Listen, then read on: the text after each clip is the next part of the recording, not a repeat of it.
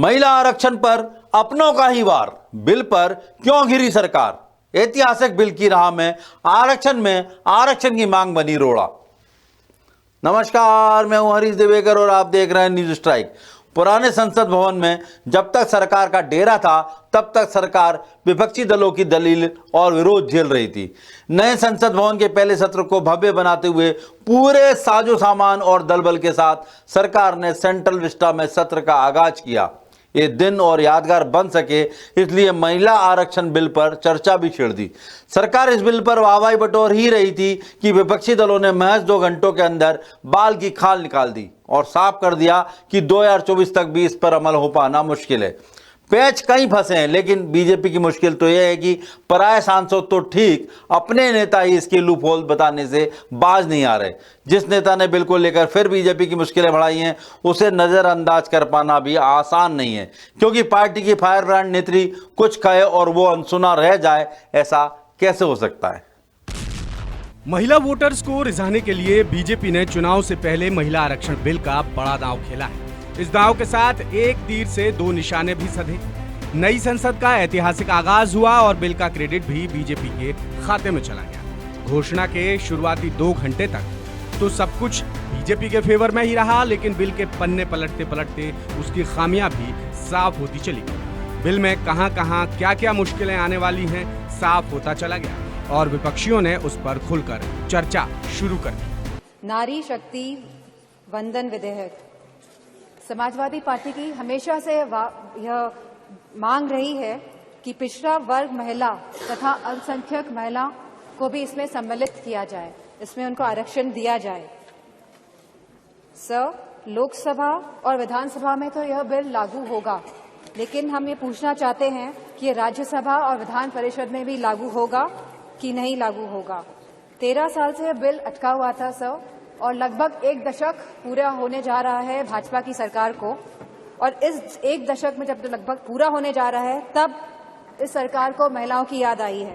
विपक्षी दलों से तो यही उम्मीद थी कि विरोध होगा ही, लेकिन अपने ही मोर्चा खोल देंगे ये बीजेपी ने शायद नहीं सोचा होगा। ये काम भी शुरू किया पार्टी की फायर ब्रांड नेत्री उमा भारती ने। उमा ने सत्र शुरू होने से पहले ही ट्वीट कर अपने संशोधन जाहिर कर दिए।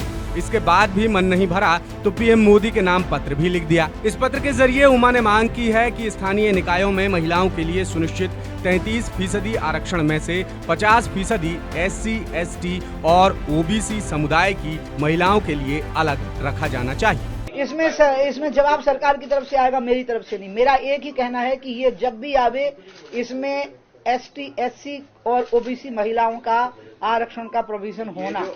50%, 33% को अगर आप 100 मान लें तो उसमें 50 सीटें ST, SC और OBC की होना। इस पत्र में उमा भारती ने पूर्व प्रधानमंत्री HD देवेगौड़ा का भी जिक्र किया है। जब 1996 में तत्कालीन प्रधानमंत्री देवेगौड़ा ने सदन में ये विशेष आरक्षण प्रस्तुत किया था, तब मैं संसद की सदस्य थी।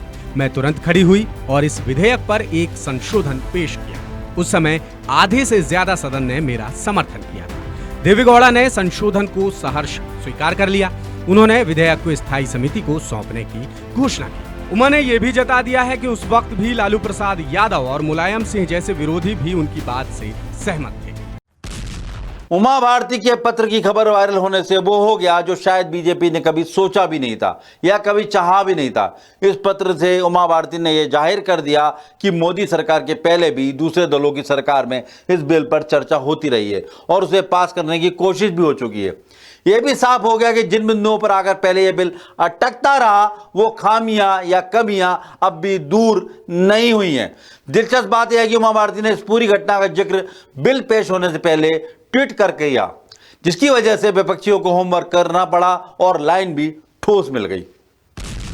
उमा भारती ने आरक्षण बिल में भी आरक्षण देने का मुद्दा उठाया। बिल पेश हुआ और सदन में मौजूद सांसद और अन्य नेताओं से जब उनकी राय जानी गई तो जनगणना और परिसीमन का मामला तो उठा ही, आरक्षण में आरक्षण भी एक नया मुद्दा बन गया। एक के बाद एक कई नेताओं ने इसी तर्ज पर अपनी राय रखी। कांग्रेस से सोनिया गांधी ने कुछ अलग रुख के साथ अपनी प्रतिक्रिया पेश की। लालू की पार्टी की ओर से इस बार मुद्दे पर बोलने का जिम्मा संभाला राबड़ी देवी ने, जिन्होंने जोर दिया कि आरक्षण में आरक्षण अनिवार्य है। महिला आरक्षण के अंदर वंचित, उपेक्षित, खेतिहर और मेहनतकश वर्गों की महिलाओं की सीटें आरक्षित हों। मत भूलो, महिलाओं की भी जाती है। अन्य वर्गों की तीसरी चौथी पीढ़ी की बजाय वंचित वर्गों की महिलाओं की अभी पहली पीढ़ी ही शिक्षित हो रही है, इसलिए इनका आरक्षण के अंदर आरक्षण होना अनिवार्य है।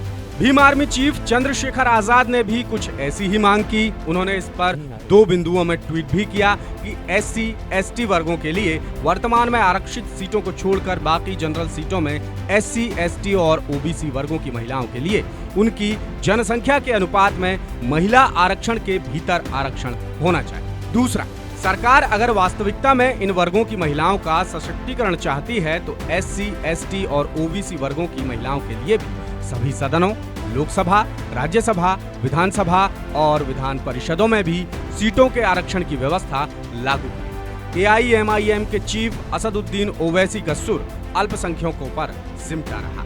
इस बिल में बड़ी खामी ये है कि इसमें मुस्लिम महिलाओं के लिए कोई कोटा नहीं है और इसलिए हम इसके खिलाफ हैं। उन्होंने कहा कि आप किसे प्रतिनिधित्व दे रहे हैं? जिनका प्रतिनिधित्व नहीं है उन्हें प्रतिनिधित्व दिया जाना चाहिए। ओवैसी ने इस बिल में मुस्लिम महिलाओं के लिए अलग से आरक्षण की मांग की है। सपा प्रमुख अखिलेश यादव ने भी आरक्षण में आरक्षण की बात की और BSP सुप्रीमो मायावती के सुर भी वही रहे। और अभी बिल का प्रारूप पूरी तरह सबके सामने नहीं आया है, लेकिन ये तय है कि जनगणना और परिसीमन के बिना महिला आरक्षण को लागू करना बेहद मुश्किल होगा। तो क्या महिला वोटर्स को अपने खेमे में लाने के लिए बीजेपी ने जो दांव खेला है वो कामयाब होगा, या बीजेपी जो दांव खेलना चाहती थी वो कामयाब होगा? ये जो बिल जो लागू होगा, जिस पर अमल शुरू होगा, वो तो अभी उसमें बहुत टाइम है। 2026 के बाद ही होगा। अभी तो परिसीमन होने वाला है और उसके बाद सीटें तय होंगी, फिर तो लागू। तत्काल अगर इसको लागू कर दिया जाता तो शायद कुछ फ़ायदा ज़्यादा हो सकता था। यहाँ पर केवल फ़ायदा अगर मुझे जो दिख रहा है वो ये है कि क्रेडिट का है। और हम जो देख रहे हैं संसद के अंदर बहस भी चल रही है। मोटे तौर पे सभी दल इसके पक्ष में है, क्योंकि परिस्थिति ऐसी बन गई कि कोई इसका विरोध कर नहीं सकता है। कांग्रेस आज कह रही कि नहीं साहब वो राजीव गांधी लेके आए थे, और कोई कह रहे हैं साहब वो तो दूसरे और कोई लेके आए, देवगौड़ा जी लेके आए थे।